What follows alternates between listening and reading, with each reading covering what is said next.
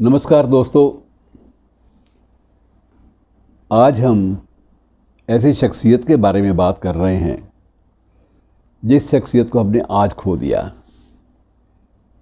उम्र 94 वर्ष थी, लेकिन नाम ऐसा कि वो बरसों तक और भी चला जाता तो हमें बड़ा प्रसन्नता होती, बड़े गौरव का अनुभव होता कि हमारे पास एक ऐसी शख्सियत है जिसने हमारे देश में रंगमंच को बिल्कुल एक नए सिरे से परिभाषित किया, उसको नया स्वरूप दिया, नई परिभाषा दी।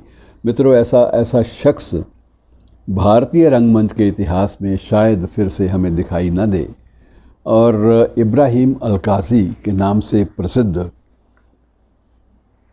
इस महान रंगमंच निदेशक और कलाकार ने अपनी ज़िंदगी में लगभग, जहाँ तक मुझे अनुमान है, कि लगभग 50 नाटक इन्होंने स्वयं निर्देशित दिए और कुछ नाटकों में स्वयं अभिनय भी किया। और नेशनल स्कूल ऑफ ड्रामा जो है हमारा राष्ट्रीय नाट्य विद्यालय, उसके लगभग 17 वर्षों तक ये निदेशक रहे। और इन्होंने अपने समकालीनों को, जिसमें बहुत ऊंचे ऊंचे बड़े बड़े नाम थे, जिसमें FN सोज़ा का नाम भी था, रज़ा साहब का नाम भी था, MF हुसैन का नाम था, ये सब इनके एक प्रकार से हमजोली थे, हम उम्र लोग थे। और इनके साथ बैठकर इन्होंने कला को एक नई ऊंचाइयों पर अवस्थित किया और उसको एक नए ढंग से परिभाषित भी किया, उसको रीडिफाइन किया कि कला क्या होती है, रंगमंच क्या होता है। मित्रों, 3 इनके नाटक हैं जिनकी चर्चा भारतीय नाट्य इतिहास में बड़े गर्व के साथ की जाती है। उनमें एक है इनका मोहन राकेश का आषाढ़ का एक दिन, दूसरा धर्मवीर भारती का अंधा युग और तीसरा तुगलक। तीनों ही नाटक ऐसे जिन्होंने पूरे देश में लंबे अरसे तक तहलका मचाए रखा। और एक बार, बहुत वर्षों पहले एक बार उनसे मुलाकात हुई थी, तो पूछा कि कहाँ से हो, तो मैंने बताया चंडीगढ़ का। तो कहने लगे स्वदेश दीपक से कभी मिले हो? तो मैंने कहा दीपक से तो मुलाकात अक्सर होती रहती है, उसमें कोई, क्योंकि हम लोग अपने निजी क्षेत्र का उसको एक हिस्सा मानते हैं, अटूट हिस्सा। तो कहने लगे उसका कोर्ट मार्शल मुझे पसंद है, उसको ज़रूर मेरा संदेश देना और मैं प्रयास करूंगा कि उसका मंचन भी नेशनल स्कूल ऑफ ड्रामा में हो। मतलब इस प्रकार से पूरी की पूरी सूचना हर बात की रखने वाला शख्स आज हमारे बीच में नहीं है, तो हमें एक कमी खलती है। क्योंकि आने वाले दिन मित्रों, एक सबसे पहली बात यह है कि रंगमंच के लिए वैसे बड़ा संकट खड़ा हुआ है। अब लगता नहीं है कि जल्दी जल्दी थिएटर जो है वो अपनी पुरानी जो आभा है, पुरानी कांति है, अपनी पुरानी शोभा के साथ जल्दी जल्दी उसकी शोभा बहाल हो पाएगी, उसी तरह से दोबारा लौट पाएगा थिएटर। जल्दी जल्दी ऐसी संभावना दिखाई नहीं देती। जब तक ये संकट वर्तमान चल रहा है तब तक थिएटर के लिए बहुत बड़ा संकट है। और ऐसे संकट के समय में ऐसी शख्सियतें, प्राणवान शख्सियतें बहुत याद आती हैं। मित्रों, इनकी जो विशेषताएं हैं वो ये थी कि इनकी सबसे बड़ी बात कि इन्होंने अपने श्रम से, अपनी पूंजी से आर्ट हेरिटेज गैलरी के नाम से दिल्ली में एक महान संस्थान खड़ा किया। और आर्ट हेरिटेज गैलरी को देखने के लिए आने वाले लोग विश्व भर से पर्यटक के रूप में आते हैं। वो पर्यटक जो कि भारतीय कला की और रंगमंच की जो विभिन्न स्थितियां हैं, विभिन्न जो पड़ाव हैं, उनका अध्ययन करना चाहते हैं, उनको नज़दीक से देखना चाहते हैं, उन सब के लिए अलकाज़ी के उस केंद्र को देखना मस्ट माना जाता है कि अगर वो नहीं देखा तो कुछ नहीं देखा। और सबसे बड़ी बात यह है कि पूरा परिवार ही कला के बारे में समर्पित।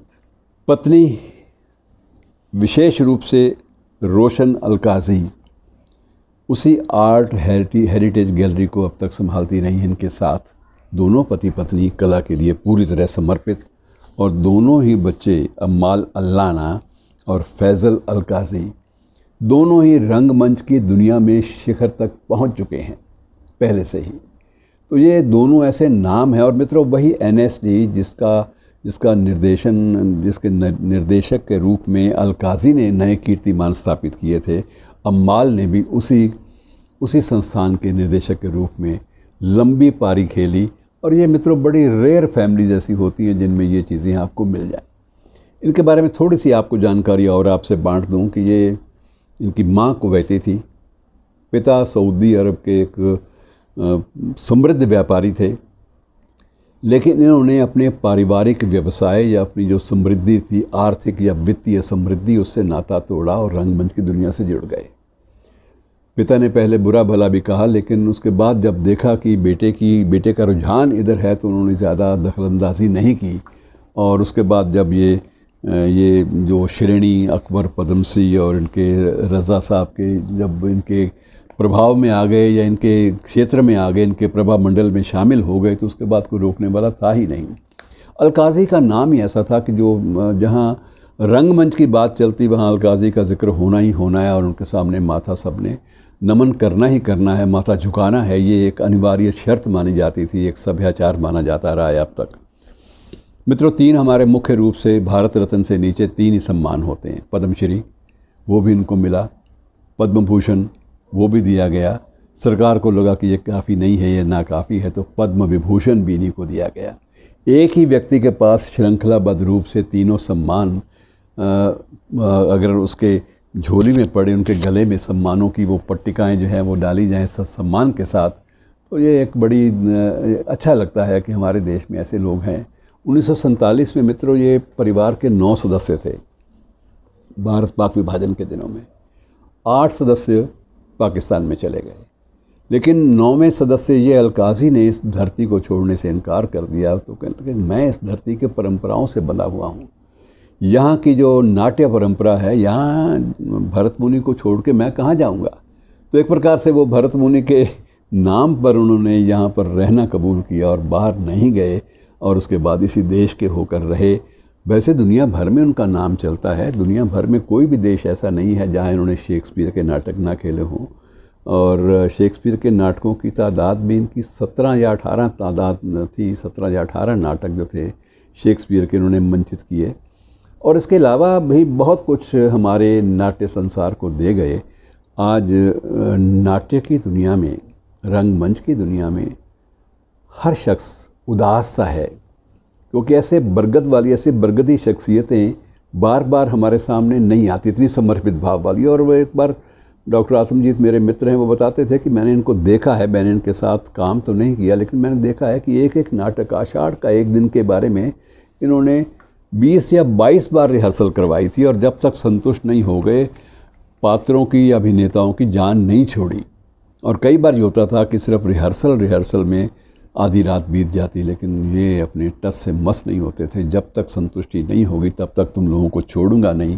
तो एक ऐसी भावना के साथ, समर्पित भाव के साथ जो महान शख्स हमारे बीच में से गया है, हम उन्हें भावभीनी श्रद्धांजलि भी अर्पित करते हैं। बड़े मनोयोग से याद करेंगे और उनके बताए हुए रास्तों पर, उन सिद्धांतों पर चलने का प्रयास भी करेंगे। नमन इस महान शख्सियत को। शुक्रिया।